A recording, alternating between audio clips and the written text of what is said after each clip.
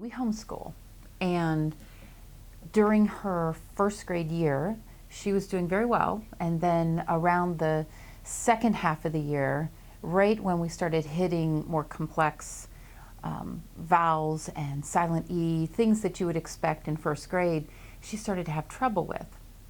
And by the time we reached the end of first grade, my husband and I knew that something wasn't quite right. Did you like to read then? No, you didn't like to read then. So we looked around and tried to decide where to test her, suspecting dyslexia. And children's came up naturally because we had used it before. And so I called the therapist that we had experience with before, and were able to get Sofia in.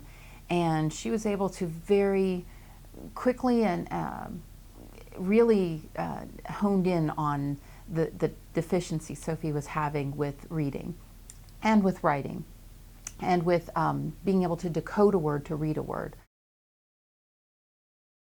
She was put into a group therapy session, and they grouped them according to age, but as well as skill sets.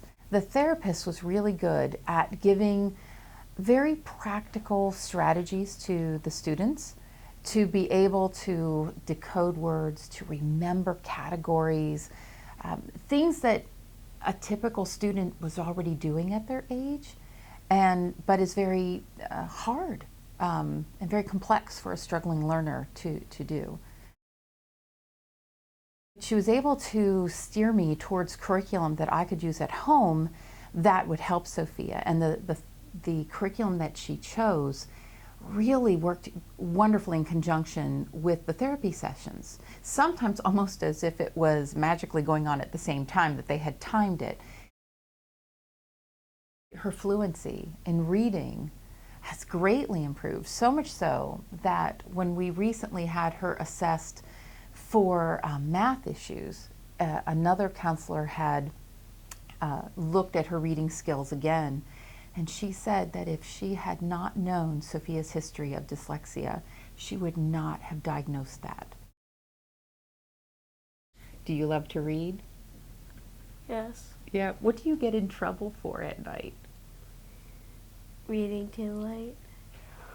I will find her at home at night, reading late at night with a headlamp on her head. She looks like a miner.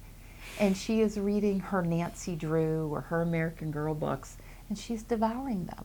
I can certainly hear a difference in Sophie in her confidence, in her ability not only to read, but to do things on her own. Read each situation and answer the question. Tell how you decided on your answer. That alone, when we first started this, she couldn't read directions to even be able. Writing issues are something that naturally are going to evolve to be the next issue. But you can't write a sentence if you can't decode the word to even read a sentence. And so now that they've gotten to the point where they can read words, they can read sentences, now they need to be able to formulate those into some sentence that makes sense and describes well what you're trying to convey. And so that's what they're beginning to work on. It's a building, it's a layering.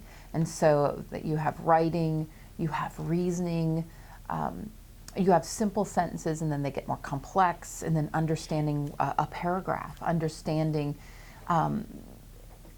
how to put your thoughts on paper in a descriptive way that makes sense.